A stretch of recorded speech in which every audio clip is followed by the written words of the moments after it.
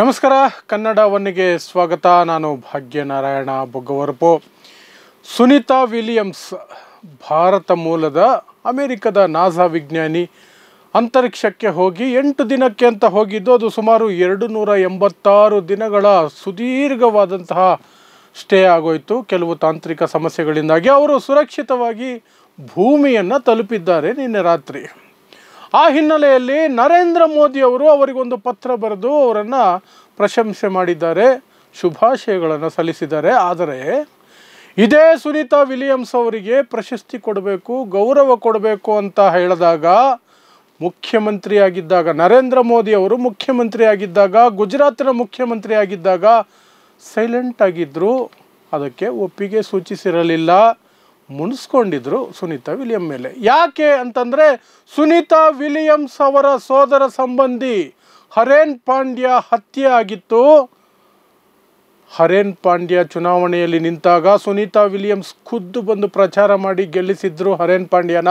ಅವರು ಮಂತ್ರಿ ಸಹ ಆಗಿದ್ದರು. ಆ ನಂತರ ಅವರ ಕೊಲೆ ಆಗುತ್ತೆ. ಆ ಕೊಲೆಯನ್ನು ಅಥವಾ ಆ ಕೊಲೆಯಲ್ಲಿ ಅಂದಿನ ಮುಖ್ಯಮಂತ್ರಿ ನರೇಂದ್ರ ಮೋದಿ ಅವರ ಕೈವಾಡ ಇದೆ ಅಂತ ಅವರ ತಂದೆ ಹರೇನ್ ಪಾಂಡ್ಯ ಅವರ ತಂದೆ ಆರೋಪ ಮಾಡ್ತಾರೆ. ತನಿಖೆಗಳಾಗ್ತವೆ, CBI ತನಿಖೆ ಆಗುತ್ತೆ, ಕೋರ್ಟ್ ತನಿಖೆಗಳಾಗ್ತವೆ. ಯಥಾ ಪ್ರಕಾರ ಸಾಕಷ್ಟು ವಿಚಾರಗಳಲ್ಲಿ ನರೇಂದ್ರ ಮೋದಿ ಅವರ ಮೇಲೆ ಆರೋಪಗಳು ಬಂತು. ಆದರೆ ಕೋರ್ಟಲ್ಲಿ ಯಾವುದೂ ಕೂಡ ಇಲ್ಲಿಯವರೆಗೆ ಸಾಬೀತಾಗಿಲ್ಲ. ಈ ಪ್ರಕರಣದಲ್ಲಿಯೂ ಸಹ ಮೋದಿಯವರದ್ದು ಯಾವುದೇ ಪಾತ್ರ ಇಲ್ಲ ಅಂತ ಕೋರ್ಟುಗಳು, CBI ಹೇಳ್ಕೊಂಡು ಬರ್ತಿದೆ. ಸೊ ಏನಿದು ಇಡೀ ಪ್ರಕರಣ ಅಂತ ವಿವರವಾಗಿ ನೋಡೋದಾದರೆ, ಸುನೀತಾ ವಿಲಿಯಮ್ಸ್ ಅವ್ರ ಕತೆ ನಿಮಗೆ ಗೊತ್ತಿದೆ ಏನಾಯಿತು ಅನ್ನುವಂಥದ್ದು. ಈ ಸುನೀತಾ ವಿಲಿಯಮ್ಸ್ ಅವರು ಗುಜರಾತ್ ಮೂಲದವರು. ಅವರ ಕುಟುಂಬ ಅಥವಾ ಅವರ ಸಂಬಂಧಿಗಳೆಲ್ಲ ಗುಜರಾತ್ನಲ್ಲೇ ಇದ್ದಾರೆ. ಅದರಲ್ಲಿ ಒಬ್ಬರು ಸೋದರ ಸಂಬಂಧಿ ಹರೇನ್ ಪಾಂಡ್ಯ. ಹರೇನ್ ಪಾಂಡ್ಯ RSS ಹಿನ್ನೆಲೆಯಿಂದ ಬಂದಂತಹ ವ್ಯಕ್ತಿ. ಅವರು ಕೇಶುಭಾಯ್ ಪಟೇಲ್ ಅವರು ಮುಖ್ಯಮಂತ್ರಿಯಾಗಿದ್ದಾಗ, ಗುಜರಾತ್ನಲ್ಲಿ ಕೇಶುಭಾಯ್ ಪಟೇಲ್ ಮೋದಿಗಿಂತ ಮೊದಲು ಮುಖ್ಯಮಂತ್ರಿ ಆಗಿದ್ದಾಗ, ಆ ಸಂದರ್ಭದಲ್ಲಿ ಮಂತ್ರಿಯಾಗಿ ತುಂಬ ಪವರ್ಫುಲ್ ಮಂತ್ರಿಯಾಗಿದ್ದರು. ಅದಾದ ನಂತರ 2001ರಲ್ಲಿ ಮೋದಿ ಅವರು ಮುಖ್ಯಮಂತ್ರಿಯಾಗಿ ಪ್ರಮಾಣ ಸ್ವೀಕಾರ ಮಾಡ್ತಾರೆ. ಆ ಸಂದರ್ಭದಲ್ಲಿಯೂ ಸಹ ಪವರ್ಫುಲ್ ವ್ಯಕ್ತಿಯಾದಂತಹ ಹರೇನ್ ಪಾಂಡ್ಯ ಅವರಿಗೆ ಗೃಹ ಖಾತೆ ಸಿಕ್ಕಿರುತ್ತೆ ಮೋದಿಯವರ ಅಡಿಯಲ್ಲಿ.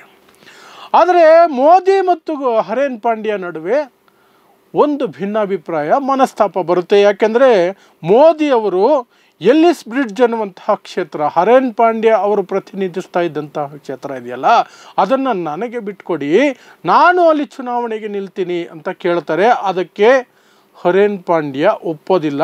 ಇಲ್ಲಿ ಮೋದಿ ಮತ್ತು ಹರೇನ್ ಪಾಂಡ್ಯ ನಡುವೆ ಮನಸ್ತಾಪ ಆರಂಭ ಆಗುತ್ತೆ. This is the flash point ಅಂತ ಹೇಳ್ಬೋದು, ಅಥವಾ ಸ್ಟಾರ್ಟಿಂಗ್ ಪಾಯಿಂಟ್ ಅಂತ ಹೇಳ್ಬೋದು ಇವರಿಬ್ಬರ ನಡುವಿನ ಮನಸ್ತಾಪಕ್ಕೆ. ಆ ನಂತರ 2002ರ ಗಲಭೆಗಳು ನಿಮಗೆ ಗೊತ್ತಿದೆ. ಗುಜರಾತ್ ಗಲಭೆ, ಗೋಧ್ರಾ ಏನು ಟ್ರೈನು ಸುಟ್ಟಂತಹ ಸನ್ನಿವೇಶ ಆಗಿರಬಹುದು. ಆ ನಂತರ ನಡೆದ ಗಲಭೆ, ಹತ್ಯಾಕಾಂಡ, ಸಾವಿರಾರು ಜನ ಕೊಲ್ಲಲ್ಪಟ್ಟರು. ಅದು ನರೇಂದ್ರ ಮೋದಿಯವರು ಮುಖ್ಯಮಂತ್ರಿಯಾಗಿರಬೇಕಾದ್ರೆ. ಆ ಹತ್ಯಾಕಾಂಡದ ನಂತರ ಒಂದು ಕಮಿಷನನ್ನು ಸರ್ಕಾರ ನೇಮಕ ಮಾಡಿತ್ತು. ಅದು VR ಕೃಷ್ಣ ಅಯ್ಯರ್ ಸಮಿತಿ ಅನ್ನುವಂಥದ್ದನ್ನು ಅದು ತನಿಖೆ ಮಾಡ್ತಾ ಇತ್ತು. ಆ ಸಂದರ್ಭದಲ್ಲಿ ಹರೇನ್ ಪಾಂಡ್ಯ ಗೌಪ್ಯವಾಗಿ ಒಂದಷ್ಟು ಸಾಕ್ಷಿಗಳನ್ನು ಮೋದಿಯವರ ವಿರುದ್ಧ ಹೇಳಿದ್ದಾರೆ ಅಂತ ಕೇಳಿಬಂತು. ಯಾರಿಗೆ? VR ಕೃಷ್ಣ ಅಯ್ಯರ್ ಸಮಿತಿಗೆ ಹರೇನ್ ಪಾಂಡ್ಯ ಮೋದಿಯವರ ವಿರುದ್ಧ, ಇದರಲ್ಲಿ ಮೋದಿಯವರು ಕೂಡ ಸಹಕರಿಸಿದ್ದಾರೆ ಈ ಹತ್ಯಾಕಾಂಡದಲ್ಲಿ ಅಂತ ಹರೇನ್ ಪಾಂಡ್ಯ ಹೇಳಿದ್ರು. ಯಾರಿಗೆ? VR ಕೃಷ್ಣ ಅಯ್ಯರ್ಗೆ ಗೌಪ್ಯವಾದ ಸಾಕ್ಷಿಯನ್ನು ಅವರು ಕೊಟ್ಟಿದ್ದಾರೆ ಅನ್ನುವಂಥದ್ದು. ಅದು ಸುದ್ದಿಯಲ್ಲಿ ಬಂದ ತಕ್ಷಣವೇ ಅವರನ್ನು ಗೃಹ ಮಂತ್ರಿಯಿಂದ ತೆಗೆದು ಹಾಕಲಾಯಿತು. ಗುಜರಾತ್ನ ಗೃಹ ಮಂತ್ರಿ ಸ್ಥಾನದಿಂದ ಅವರನ್ನು ತೆಗೆದು ಪಕ್ಕಕ್ಕೆ ಹಾಕಲಾಯಿತು. ಆಗಲೇ ನಮ್ಮ ಅಮಿತ್ ಶಾ ಅವರು ಮೋದಿಯವರಿಗೆ ಪವರ್ಫುಲ್ ರೈಟ್ ಹ್ಯಾಂಡ್ ಆಗೋದಕ್ಕೆ ಶುರುವಾಗಿತ್ತು. ಆ ನಂತರ ಅವರು ಸಾಕಷ್ಟು ರಾಜಕೀಯವಾಗಿ ಹಿನ್ನಡೆ ಒಳಗಾಗಬೇಕಾಯಿತು ಹರೇನ್ ಪಾಂಡ್ಯ. ಯಾರು ಈ ಹರೇನ್ ಪಾಂಡ್ಯ? ಮತ್ತೆ ಹೇಳ್ತಾ ಇದ್ದೀನಿ, ಸುನೀತಾ ವಿಲಿಯಮ್ಸ್ ಅವರ ಸೋದರ ಸಂಬಂಧಿ. ಬಾಹ್ಯಾಕಾಶದಲ್ಲಿ 9 ತಿಂಗಳು ಕಳೆದು ಭೂಮಿಗೆ ಬಂದಿದ್ದಾರಲ್ಲ, ಅವರ ಸೋದರ ಸಂಬಂಧಿ. ಆ ಸುನೀತಾ ವಿಲಿಯಮ್ಸ್ ಅವರ ಕುಟುಂಬದ ಕತೆ ನಾನು ಹೇಳ್ತಾ ಇರೋದು. ಇದಾದ ಮೇಲೆ 2003 ಮಾರ್ಚ್ 26ನೇ ತಾರೀಕು ಹರೇನ್ ಪಾಂಡ್ಯ ಬೆಳಗ್ಗೆ ವಾಕಿಂಗ್ ಹೋಗ್ತಾರೆ. ಈ ಮೋದಿಯವರ ಆಡಳಿತದ ಸಂದರ್ಭದಲ್ಲಿ ವಾಕಿಂಗ್ ಹೋದವರಿಗೆ ಸ್ವಲ್ಪ ಅಪಾಯ ಜಾಸ್ತಿ. ಜಸ್ಟಿಸ್ ಲೋಯಾ ಬಗ್ಗೆ ಕೂಡ ನೀವು ಕೇಳಿರ್ತೀರಿ. ಅದೇ ರೀತಿ ಅವರು ವಾಕಿಂಗ್ ಹೋಗ್ತಾರೆ. ಮಾರ್ಚ್ 26, 2003 ಯಾರೋ ಬಂದು ಗನ್ನಿಟ್ಟು ಟಪಕ್ ಅಂತ ಶೂಟ್ ಮಾಡಿ ಅವರನ್ನು ಕೊಂದು ಬಿಡ್ತಾರೆ. ಆ ಕುರಿತು ಹರೇನ್ ಪಾಂಡ್ಯ ಅವರ ತಂದೆ ವಿಠಲ್ ಪಾಂಡ್ಯ ನೇರವಾಗಿ ನರೇಂದ್ರ ಮೋದಿಯವರ ಕೈವಾಡ ಇದೆ ಅಂತ ಆರೋಪ ಮಾಡಿಬಿಡ್ತಾರೆ.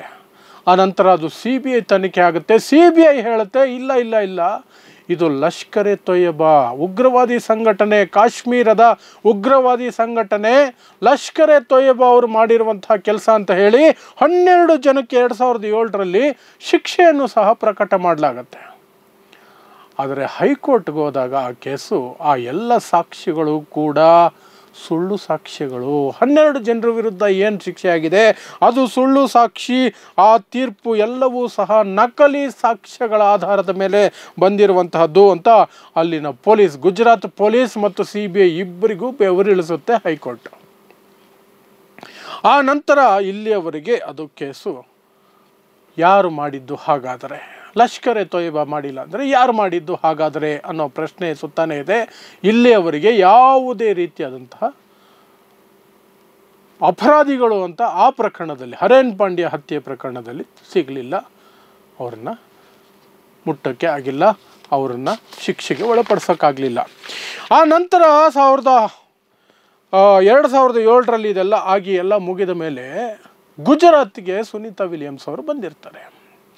ಆಗ ವಿಪಕ್ಷಗಳು ಹೇಳ್ತವೆ ಅವರನ್ನು ಗೌರವಿಸಬೇಕು, ಸರ್ಕಾರಿ ಗೌರವವನ್ನು ಕೊಡಬೇಕು ಅವರಿಗೆ ಅಂದಾಗ ನರೇಂದ್ರ ಮೋದಿ ಸರ್ಕಾರ, CM ಆಗಿರುವಂತಹ ನರೇಂದ್ರ ಮೋದಿ ಅವರು ಸೈಲೆಂಟ್ ಆಗ್ತಾರೆ. ಇಲ್ಲ ಅಂತಲೂ ಹೇಳಲ್ಲ, ಆ ಕಾರ್ಯಕ್ರಮವನ್ನು ನಡೆಸೋದು ಇಲ್ಲ. ಸುನೀತಾ ವಿಲಿಯಮ್ಸ್ ಅವರಿಗೆ ಒಂದು ರೀತಿಯಾಗಿ ಅವಮಾನ ಮಾಡ್ತಾರೆ. ಇದೆಲ್ಲವೂ ಸಹ ನಡೆದು ಮುಗಿದು ಹೋಗಿದೆ. ಈಗ 2025 ಬಂದಿದೆ. ಈಗ ನರೇಂದ್ರ ಮೋದಿ ಅವರು ಪತ್ರ ಬರೀತಾರೆ ಅದೇ ಸುನೀತಾ ವಿಲಿಯಮ್ಸ್ ಅವರಿಗೆ. ಏನಂತ ಪತ್ರ ಬರೀತಾರೆ?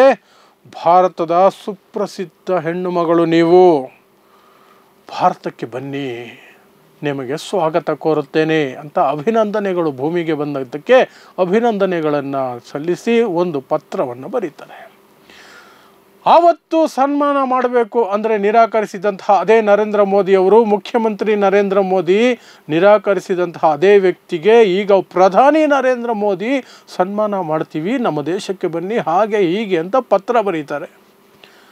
ಈಗ ಅದರ ಅವಶ್ಯಕತೆ ಇದೆ? ಯಾಕೆ ಅಂದರೆ ಗೊತ್ತಲ್ಲ, ಪ್ರಚಾರ ಸಿಗುತ್ತೆ. ಸುನೀತಾ ವಿಲಿಯಮ್ಸ್ ಲೈವ್ ನ್ಯೂಸ್ ಈಗ. ಬಟ್ ಅವರು ರಿಕವರಿ ಆಗೋದಕ್ಕೆ 2 ತಿಂಗಳು ಬೇಕಾಗುತ್ತೆ. ಯಾಕಂದರೆ 9 ತಿಂಗಳು ಸುದೀರ್ಘ ಅವಧಿಗೆ ಅಂತರಿಕ್ಷದಲ್ಲಿ ಏನಿದೆ ಅದು ಗ್ರಾವಿಟೇಷನ್ ಡಿಫ್ರೆನ್ಸ್ಗೆ ಬಾಡಿ ತುಂಬಾ ಬದಲಾಗಿರುತ್ತೆ. ಅವರಿಗೆ ರಿಹ್ಯಾಬಿಲಿಟೇಷನ್ ಅಂತ ಏನು ಮಾಡ್ತಿದ್ದಾರೆ ಅದೇ 45 ದಿನ ಬೇಕಂತೆ. ಅವರು ಕಂಪ್ಲೀಟಾಗಿ ಮತ್ತೆ ಭೂಮಿಯ ಮೇಲೆ ನಾರ್ಮಲ್ ಆಗಿ ನಿಂತ್ಕೋಬೇಕು, ಓಡಾಡಬೇಕು ಅಂದರೆ ಕನಿಷ್ಠ 2 ತಿಂಗಳಂತೂ ಆಗತ್ತೆ. ಆ ನಂತರವಾದರೂ ಬನ್ನಿ ಇಲ್ಲಿಗೆ, ನಾವು ನಿಮ್ಮನ್ನು ಸ್ವಾಗತಿಸ್ತೀವಿ ಅಂತ ಬರೀತಿದ್ದಾರೆ. ಯಾಕೆಂದರೆ ಅಲ್ಲಿ ಅವರನ್ನು ಈಗ ಸನ್ಮಾನ ಮಾಡಿದ್ರೆ ಮೋದಿಯವರಿಗೆ ಪ್ರಚಾರ ಸಿಗುತ್ತೆ. ಅವತ್ತು ಅದೇ ಸುನೀತಾ ವಿಲಿಯಮ್ಸ್ಗೆ ಮಾಡಿರಲಿಲ್ಲ. ಯಾಕೆ ಅಂದರೆ ಅವರ ಸೋದರ ಸಂಬಂಧಿ ಕೊಲೆ ವಿಚಾರವಾಗಿ ಅವರ ಮೇಲೇ ಆಪಾದನೆ ಬಂದಿತ್ತು ಅನ್ನುವ ಸಿಟ್ಟಿತ್ತು. ಅವರ ಸೋದರ ಸಂಬಂಧಿ ಹರೇನ್ ಪಾಂಡ್ಯ 2002ರ ಏನು ಗುಜರಾತ್ ನರಮೇಧ ಇದೆ, ಗುಜರಾತ್ ಹತ್ಯಾಕಾಂಡ ಇದೆ, ಅದರಲ್ಲಿ ಮೋದಿ ಅವರು ಸಹ ಪಾಲ್ಗೊಂಡಿದ್ದರು ಅಥವಾ ಅವರದ್ದು ಸಹ ಅದರಲ್ಲಿ ಹಸ್ತ ಇದೆ ಅನ್ನುವ ರೀತಿಯಲ್ಲಿ ಕದ್ದು ಮುಚ್ಚಿ ಅಥವಾ ಗೌಪ್ಯವಾಗಿ ಸಾಕ್ಷ್ಯನ ನೋಡಿದ್ರು. ಸೊ ಇಲ್ಲಿ ನಿಮಗೆ ಇಷ್ಟು ವಿವರಗಳನ್ನು ಕೊಡ್ತಿರೋದು ಯಾಕೆ ಅಂದರೆ ಯು ಕ್ಯಾನ್ ಅಂಡರ್ಸ್ಟ್ಯಾಂಡ್ ಏನು ನಿಜವಾದ ಇದು ಅನ್ನುವಂಥದ್ದು. ಆದರೆ ಗೋಧ್ರಾ ವಿಚಾರ ಆಗಿರ್ಬೋದು ಅಥವಾ ಗುಜರಾತ್ ಹತ್ಯಾಕಾಂಡ ಆಗಿರ್ಬೋದು, ಏನೇ ಹತ್ಯಾಕಾಂಡಗಳಾಗಿರ್ಬೋದು ಅಥವಾ ನರೇಂದ್ರ ಮೋದಿಯವರು ಮೇಲೆ ಬಂದಿರುವ ಎಲ್ಲ ಆರೋಪಗಳು ಯಾವುದೂ ಸಹ ಇಲ್ಲಿಯವರೆಗೆ ಕೋರ್ಟ್ನಲ್ಲಿ ಪ್ರೂವ್ ಆಗಿಲ್ಲ.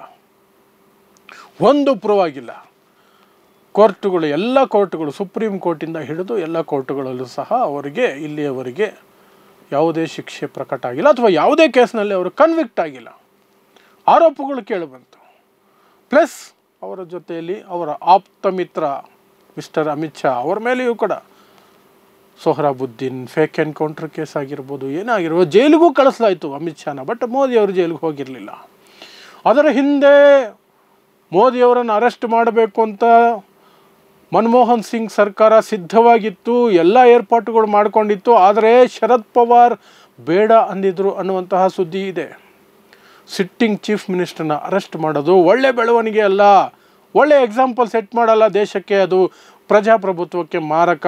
ಸಂಪೂರ್ಣವಾಗಿ ಎಲ್ಲ ಮಾಹಿತಿಗಳು ಬಂದ ನಂತರ ಕನ್ಫರ್ಮ್ ಆಗಿದ್ದರೆ ಅರೆಸ್ಟ್ ಮಾಡಬೇಕು, ಅವರಿಂದ ರಾಜೀನಾಮೆ ಕೊಡಿಸಿ ಅರೆಸ್ಟ್ ಮಾಡಬೇಕು ಹೊರತು CM ಆಗಿದ್ದಾಗ ಅರೆಸ್ಟ್ ಮಾಡೋದು ಬೇಡ, ಅದು ಪ್ರಜಾಪ್ರಭುತ್ವಕ್ಕೆ ಒಳ್ಳೆಯದಲ್ಲ ಅಂತ ಶರದ್ ಪವಾರ್ ಅವತ್ತು ಪಟ್ಟು ಹಿಡಿದು ಮನಮೋಹನ್ ಸಿಂಗ್ ಸರ್ಕಾರದ ಕೈಕಾಲುಗಳನ್ನು ಕಟ್ಟಿ ಹಾಕಿದ್ರು ಅಂತ ಕೂಡ ಹೇಳಲಾಗತ್ತೆ.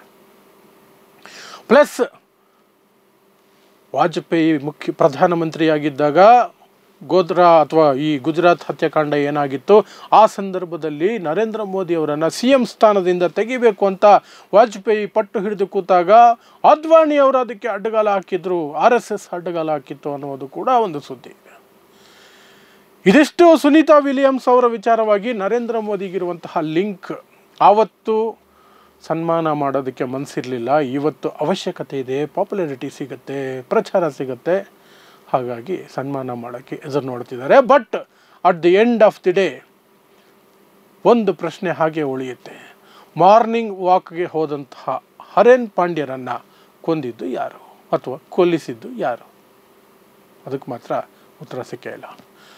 ನೋಡ್ತಾ ಇರಿ ಸಮಾಜಕ್ಕಾಗಿ ಕನ್ನಡ 1 ನ್ಯೂಸ್. ನಮಸ್ಕಾರ.